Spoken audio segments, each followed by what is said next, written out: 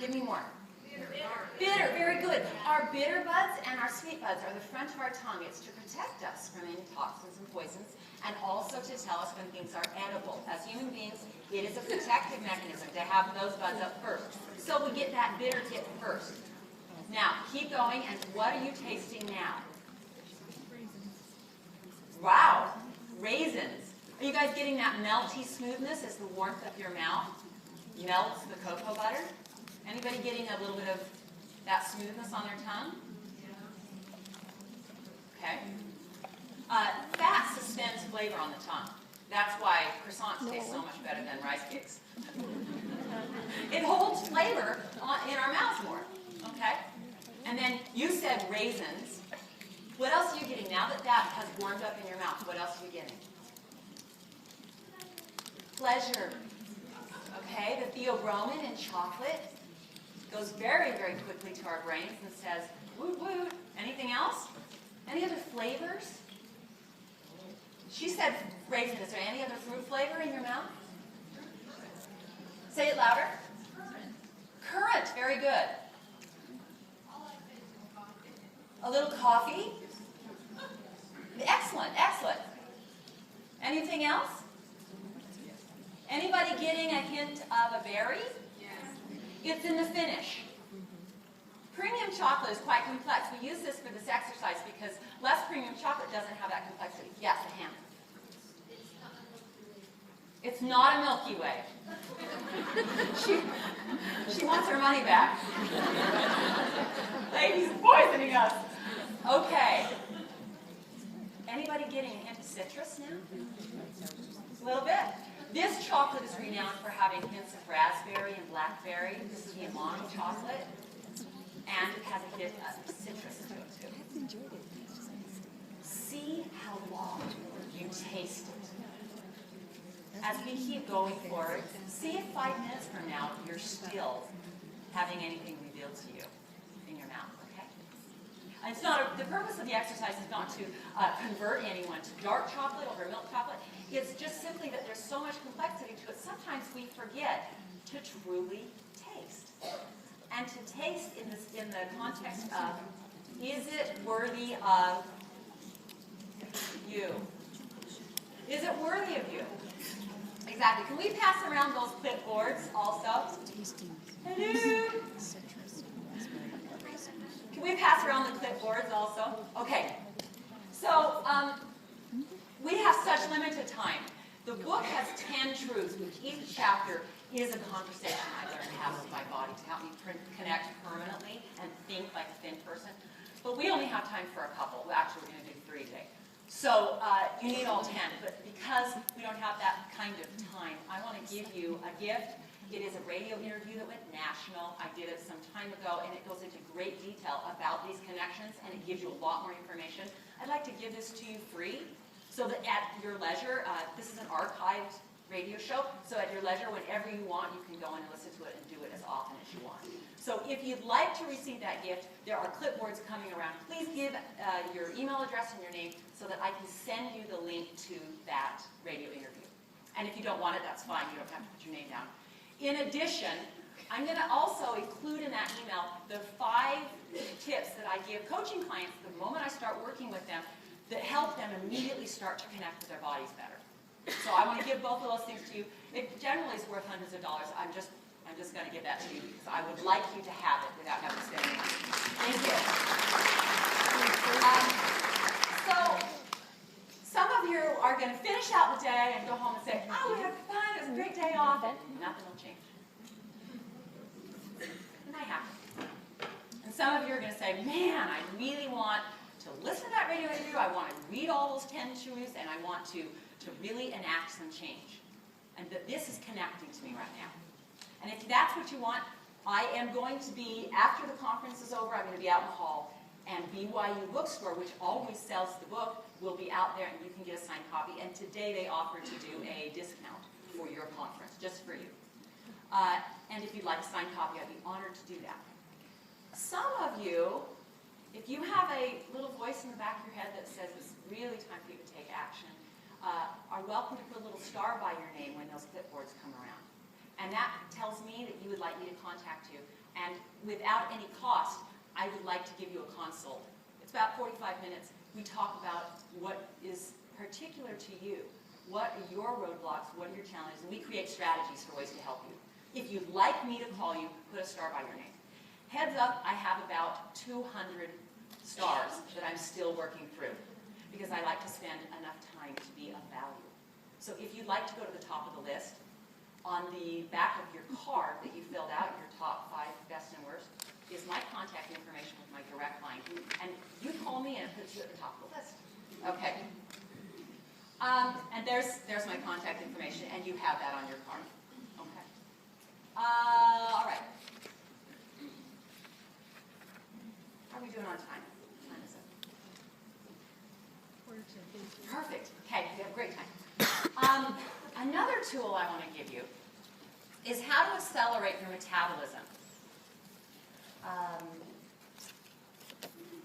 When we are active, its value is not in burning calories. A calorie is a measurement used in a laboratory. Our bodies don't count calories. There's no Geiger counter sitting on our hips, right? Saying, oh, you just walked up the stairs. Good for you, another 45. No, calorie is meaningless. In fact, the value to being active is that it fulfills our design. We are bipeds. We are ambulatory. Were we designed to be sedentary? No, we weren't. But I don't know about you, I came here in my car. And my work is largely writing in front of a computer. But if you think about what mankind for the last 50,000 years of human existence, what mankind has experienced up until like the last 70 years, imagine the activity level of a human body. The pulling water from the well and digging the furrow in the dirt and the baling of the hay. I did a presentation up in Logan and I said, like, who baled hay today? And some lady raised her hand. So I can't ask that anymore. But in general, this isn't a hay baling crowd, right? I mean, flushing out a bird to shoot for dinner and chasing away the warring tribe, or, you know, I mean, the amount of activity that we have now is a blessing because we live now very much longer. We don't croak at 45. But we have the luxury of opting in to the kind of activity that feels good and is moderate. So in order for us to stay balanced, we have to honor our design to be active, but we get to do it in a way that isn't too extreme. It doesn't kill us off. There's way more value in consistency than in intensity. And I'm going to show you that in just a second. Despite the fact that exercise and activity makes me smarter and live longer and healthier and sexier and makes me feel better and less anxiety, and we all know this. This is not news to anybody here. The list could go on for thousands of pages. Despite that, if you tell yourself that you are going to have to exercise for 5 to 6 days a week for the rest of your life, does anybody feel a sense of dread? Anybody overwhelmed by that? Or just me? And I'm pretty active. So let's take away the stigma about being active for the rest of our lives. Because healthy people also get a prompt from their body to be active, so that it feels good. The first key, take this away too. Write this down. You're going to want this. The first key is activity should never hurt. You know, no pain, no gain? We've all heard that? Well, if the objective is to become an Olympic runner, I have to disconnect from pain. My sister was an Olympic swimmer. She has a threshold because she just disconnects from it. But the goal for me is not to become an Olympic swimmer. The goal for me is to manage my body well and have a peaceful relationship with it for the rest of my life.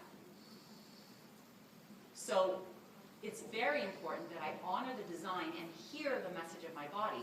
Pain is a healthy message saying, change your shoes or your workout partner, or put on slower music, or do something different. Because it's an indicator. It's trying to tell me something. And every time your body talks to you and you listen and hear it and respond, oh, balance.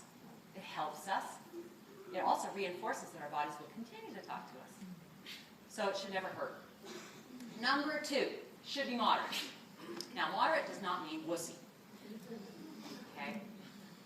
Moderate means, as opposed to the common thought right now in our society, moderate means to be active at the level of fitness that you're at today.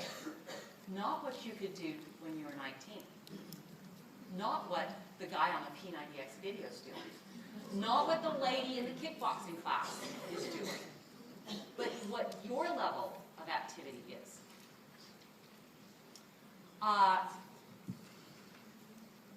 6 months into my process of being active, I was running at the park with my jogging stroller. Or rather, I was walking because I didn't run. Pushing my jogging stroller, and this lady went by me and she was jogging. She seemed so alive and bouncy. And I thought, isn't that crazy? There's not a bear chasing her or anything, and she's still running. What if I try running? Crazier things have happened. So I walked for a good 25 minutes, and then I added a shuffle. Like this. Guess what? I can't shuffle. To this day, I shuffle. And I go with my husband, and he walks the normal pace next to me. And at first I said, honey, look at me. I'm a runner. And he said, babe, Grandma could beat you with her walker. And I said, I don't care. It's not a race. When it's a race, it's a race. But me learning to have a body that doesn't fight me is not a race. The first day I went out with my exercise shoes on, at 250 plus pounds, I walked to the end of the block and back. And I did that for weeks. It took 5 minutes. Because that was the level of fitness I was at. Because my goal was not to run a triathlon, my goal was not to impress my neighbors. My goal was to become an active person for the rest of my life. To be one of those cute old ladies that's like really moves well and walks everywhere. That's what I want to be. And if I want to be that cute old lady, what do I have to be today? Active person, right? So, weeks and weeks before I even went to 10 minutes. My shoes were already on. I was thinking, this is a piece of cake. I'm wasting my time. I might as well just go around the block. It took 10 minutes. I did the full block for weeks and weeks before I went up to 20 minutes. Moderation allows our bodies to incrementally increase your level of fitness. Because if I want to be active for the rest of my life, I can't injure myself or exhaust myself or overwhelm myself in the first week. Who's going to be healthy and active for the rest of their life? The lady who gets a trainer and works out 2 hours a day at the gym for 6 weeks and gets all this help and tips and technique, and the lady who puts on her shoes during her lunch for 40 minutes and walks for a year. Who's going to be healthy and active for the rest of their life? The lady that puts her shoes on. The walker. Remember what I said? Consistency is way more powerful than intensity. So moderation. The third key, I'm still overwhelmed. Despite everything I just said, if you tell me I've got to exercise for the next, I'm going to be an optimist and say 55 years. Still overwhelmed. So let's get to the crux of stigma, of reluctance to be active. Is there anybody with a time machine that can take me back to yesterday? Anybody have that? What about take me to tomorrow? Anybody have one of those time machines? No. In fact, what do we have to work with? Yeah. It's an old concept. But it's true. Yesterday's history. I have zero guilt about the cheesecake. It's history.